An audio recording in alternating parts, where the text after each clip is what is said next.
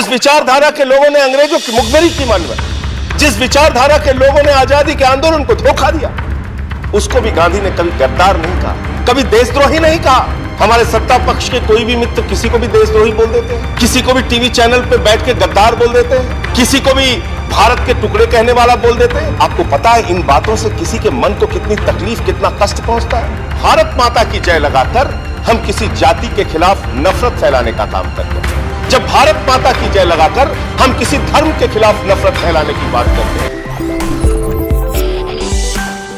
आज आजादी के 75 साल के बाद भी हम उस राष्ट्रपिता महात्मा गांधी की बात कर रहे हैं, उनके विचारों की बात कर रहे हैं, जिससे पूरे दुनिया में भारत की पहचान बनी। आप अमेरिका चले जाइए, आप रूस चले जाइए, आप लंदन चले जाइए, आप कनाडा चले जाइए, ऑस्ट्रेलिया चले जाइए, न्यूजीलैंड चले जाइए, वहां लोगों से आप कहिए कि हम भारत से आए हैं, वो भारत के प्रधानमंत्री का नाम शायद बाद में लेंगे, वो भारत के किसी पूर्व प्रधानमंत्री का नाम भी शायद बाद में लेंगे। वो सबसे पहले कहते हैं आप गांधी के देश से आए। गांधी जिसका मतलब अहिंसा, गांधी जिसका मतलब एकता, गांधी जिसका मतलब भाईचारा, गांधी जिसका मतलब प्रेम, गांधी जिसका मतलब सामंजस्य से समाज को लेकर आगे चलना, उस गांधी से पूरी दुनिया में हमारी पहचान बनी मान्यवर। और आज इतिहास के तथ्यों की पड़ताल अगर हो रही है तो मैं आपसे कहना चाहता हूं मान्यवर, आजादी के आंदोलन में बहुत से लोगों ने राष्ट्रपिता महात्मा गांधी का साथ दिया, बहुत से लोगों ने नहीं दिया। आजादी के आंदोलन में मान्यवर अलग अलग विचारधारा, अलग अलग मान्यता, अलग अलग धर्म, अलग अलग जाति के लोगों ने एक लक्ष्य बनाया कि नहीं, भारत को आजाद कराना है अंग्रेजों से। और उस एक उद्देश्य को लेकर भारत माता की आजादी के लिए सभी अलग अलग मान्यताओं, धर्मों, जातियों के लोगों ने आजादी के आंदोलन में बापू के नेतृत्व में देश की आजादी के आंदोलन में हिस्सा लिया मान्यवर, और देश को आजाद कराया। लेकिन मैं इसके साथ यह भी जोड़ना चाहता हूं कि जिस विचारधारा के लोगों ने गांधी का साथ नहीं दिया, जिस विचारधारा के लोगों ने अंग्रेजों की मुखबिरी की मान्यवर, जिस विचारधारा के लोगों ने आजादी के आंदोलन को धोखा दिया, उसको भी गांधी ने कभी गद्दार नहीं कहा, कभी देशद्रोही नहीं कहा। आज हम एक ऐसे समाज में रह रहे हैं जहां फिर से आवश्यकता है उन गांधी की विचारधारा को स्थापित करने की। भारत में उस महान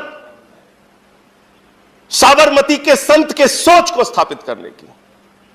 कैसे अचानक हमारे सत्ता पक्ष के कोई भी मित्र किसी को भी देशद्रोही बोल देते हैं, किसी को भी टीवी चैनल पे बैठ के गद्दार बोल देते हैं, किसी को भी भारत के टुकड़े कहने वाला बोल देते हैं।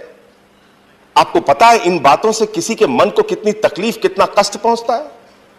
भारत पूरी दुनिया में जिस हिंदू धर्म की चर्चा स्वामी विवेकानंद ने की, और उनके शिकागो के भाषण को अगर उठा के आप पढ़ेंगे तो उन्होंने हिंदू धर्म में अपनी आस्था का सबसे बड़ा कारण सहिष्णुता को बताया। सबसे बड़ा कारण सभी धर्मों और जातियों को एक साथ लेकर चलने को बताया। वसुदेव कुटुंबकम की हमारी विचारधारा को बताया। अरे हमारे हिंदू धर्म में तो लिखा है पूरा विश्व हमारा परिवार है। तो जब हम कहते हैं कि पूरा विश्व हमारा परिवार है मान्यवर, तो हिंदू भी हमारे परिवार का हिस्सा है, मुसलमान भी हमारे परिवार का हिस्सा है, सिख भी हमारे परिवार का हिस्सा है, ईसाई भी हमारे परिवार का हिस्सा है, अगड़े भी हमारे परिवार का हिस्सा है, पिछड़े भी हमारे परिवार का हिस्सा है। और जब हम गर्व से भारत माता की जय लगाते हैं तो भारत माता की जय का मतलब 130 करोड़ हिंदुस्तानियों की मां का जय लगाते हैं हम, 130 करोड़ हिंदुस्तानियों की। लेकिन मुझे अफसोस होता है, मुझे बहुत पीड़ा होती है, मुझे बहुत तकलीफ होती है जब भारत माता की जय लगाकर हम किसी जाति के खिलाफ नफरत फैलाने का काम करते हैं, जब भारत माता की जय लगाकर हम किसी धर्म के खिलाफ नफरत फैलाने की बात करते हैं। भारत माता की जय का मतलब है 130 करोड़ हिंदुस्तानियों की जय, और 130 करोड़ हिंदुस्तानियों की जय का मतलब है तमिलनाडु वाले का भी जय, केरला वाले का भी जय, आसाम वाले का भी जय, उड़ीसा वाले का भी जय, बंगाल वाले का भी जय, यूपी वाले का भी जय, बिहार वाले का भी जय, पंजाब वाले का भी जय, पूरे हिंदुस्तान की जय। ये सोच अपने अंदर विकसित कीजिए। हम लोग डॉक्टर लोहिया को मानने वाले लोग हैं, समाजवादी आंदोलन से निकले हुए लोग हैं। रघु ठाकुर जी के साथ हमने काम किया लंबे समय तक। आदरणीय रघु ठाकुर जी ने हमेशा यही सिखाया, लोहिया के विचारों से हम लोगों को हमेशा शिक्षित करने का, प्रशिक्षित करने का काम किया। और वो बताते थे कि किस तरह से किसी धर्म विशेष में आस्था न होने के बावजूद वो कोई हिंदू धर्म की मान्यताओं को मानते हो, पूजा करते हो, अर्चना करते हो, ना करते हो, लेकिन वो डॉक्टर राम मनोहर लोहिया रामायण मेला का आयोजन करते थे, जिसमें रामायण की अच्छी बातों का, अच्छे संदेशों का लोगों के बीच में प्रचार प्रसार हो और अपने जीवन में कैसे बदलाव हो।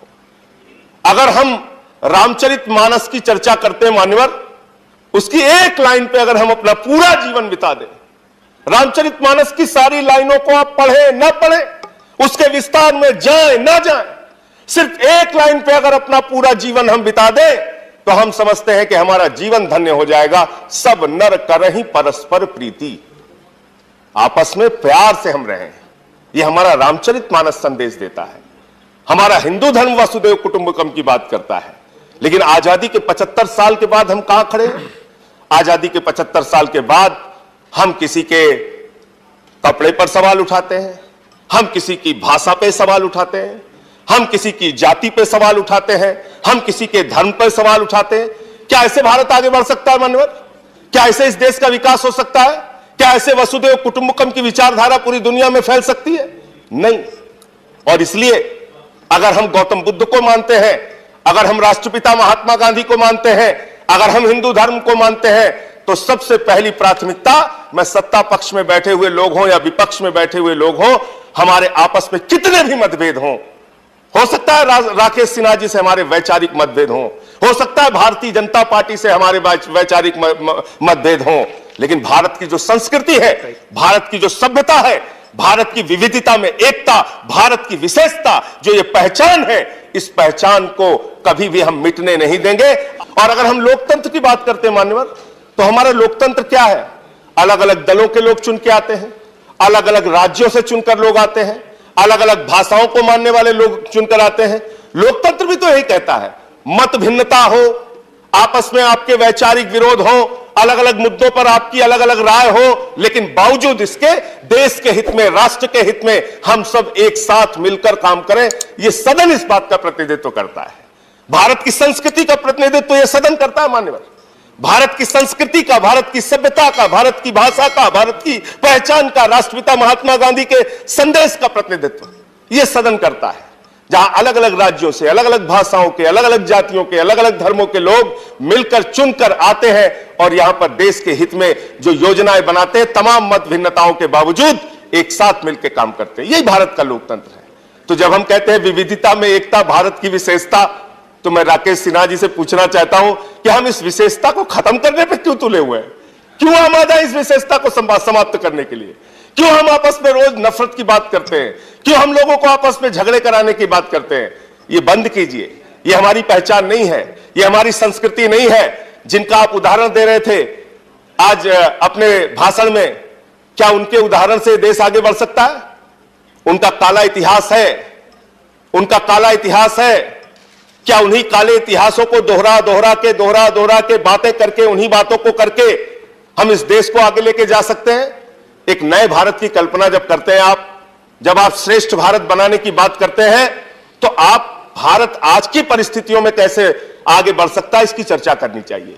कैसे हिंदुस्तान को नए रोजगार के साधन मिलेंगे, कैसे अच्छी शिक्षा मिलेगी, कैसे अच्छे स्वास्थ्य की व्यवस्था होगी, इसके बारे में चर्चा करने की आवश्यकता है।